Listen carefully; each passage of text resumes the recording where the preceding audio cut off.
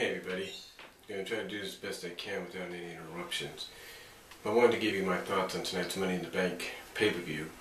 It's basically a tradition for me to order the pay-per-view for basically because it takes place a week before my birthday, so it's kind of an early birthday gift to myself.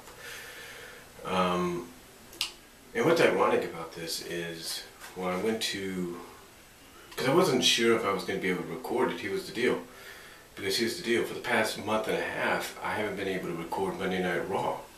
Now I'm not sure it's because I'm on the unlimited recording, which allows me to do 10 minutes per chapter, and it's about 13 hours and 48 minutes worth of recording, or it's the fact that I need to go back to 5 minutes. I don't know. But I tried it out, and surprisingly I was able to record it. Now I chatted with a guy from my cable company today online, and he basically said that the recording is illegal. Now, if it was illegal, don't you think VHSs, VCR tapes, and DVD things would have been blocked in the first place? They would have. So I don't think it's totally illegal. I think it's just something he's told. Maybe he's new and he's just told to say that to people.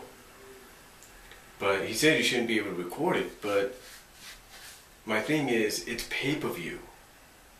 It's not network or cable television. It's just pay-per-view. So, anyway, I ended up tonight, because I was thinking, do I order it? Do I not? And I thought, you know what, the heck with it. It is my tradition for me to do it. So I recorded it. So I ordered it. I put a disc in there thinking, okay, if it doesn't work, I'm going to go online, download the torrent. Surprisingly, it worked. Now I can't say too much about what's going to happen next month, but surprisingly, it worked. And it's always worked. I've never had a problem with that. The only problem I've had lately is USA Network and Raw. So I don't know. Because the way I look at it, it's kind of like certain places have certain protections. Like Netflix on Xbox and maybe PS3 has protection against DVD recordings of the movies and shows that are streamed on Netflix. Well, Hula is almost like you can record just about anything off of that without no problem. And the same with YouTube and Blimp. So, and the only way you can record Netflix, as far as I remember the last time, was through Wii. So, but still, it all depends on basically the situation and the company and whatever. But I did order and was able to record Money in the Bank tonight. And what was funny about this is I turned it on, and I turned it on a little late because I was doing a video before this about what's going on in the Sonic comics. And I turned it on, and I started recording, and when I turned it on, I was watching the kickoff show match, the preview match, the pre-show match. And usually it's supposed to be seen on YouTube, Facebook, Twitter, whatever. So I saw that and I recorded that. And that was kind of unique, so I guess they're going to go in that direction now instead. But we'll just have to wait and see for the pay-per-view. Anyway, though, let's get into the pay-per-view. Let's start with the pre-show match, which actually I got to see for the first time in the show. I'm not the only one. Got to see on pay-per-view itself, the pre-show match. Shield defending the title against the Usos. Pretty good match. Really back and forth, good back and forth action. Made you think the Usos were going to win here and there. Thought it was good. And as I was thinking about throughout the week, I'm thinking you can't take the belts off the Shield just yet. They're too hot still. And they didn't. They didn't take the belts off the Shield. They won. Great tag team match. And I wouldn't mind seeing another tag team match between these two in the future. Between these two teams in the future. I really like that. And then after that, we have Ambrose getting into the ring towards the end of the pre-show, getting ready for the World Heavyweight Championship Money in the Bank match, which, after the intro and the highlight videos and all that, they got right into. They started off with right off the bat. Because first you had Ambrose, then you had Fandango, you had the introductions right after the intro and all that for the pay-per-view, and then you had the teams coming out surprisingly together. You had the Real Americans, Antonio Cesaro and Jack Swagger coming out with Coulter. You had the Rhodes Scholars, now I guess ex-tag team, former tag team partners, and Rhodes and Sandow coming out. So, and then of course you had Wade Barrett coming out, and it was pretty good. I actually liked it. It was a good opener. You know, it's second time in a row, I think, or third time in a row. I think it's third or second time in a row they've done the World Title Money in the Bank match as the opener, as the official opener.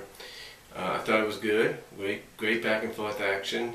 I had to kind of, walk away from it a little bit because my mom had come back from Walmart with my 5 to 6 year old nephew.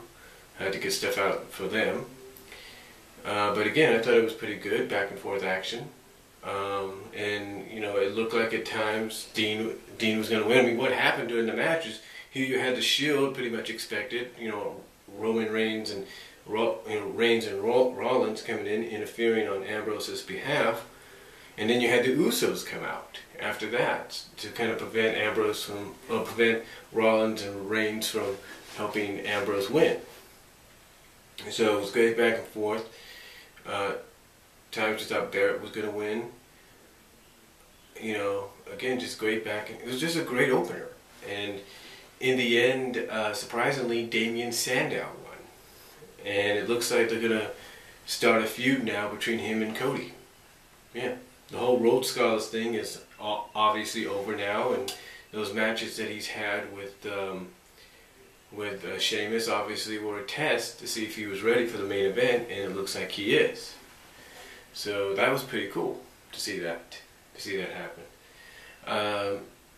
And again, it looks like we're going to have a Sandow versus Rhodes feud. Maybe one match is going to be for the briefcase. We'll see. Then we had the Intercontinental title match. Good match here. I like how Miz made it look, kind of pulled an Eddie Guerrero out of his pocket and kind of made it look like Heyman punched him. Heyman was sent to the back, but still, even after he did that, match was still good. And Axel, in the end, hit his new and improved McGillicuddy cutter, or axe cutter, whatever he calls it, on Miz to get the win.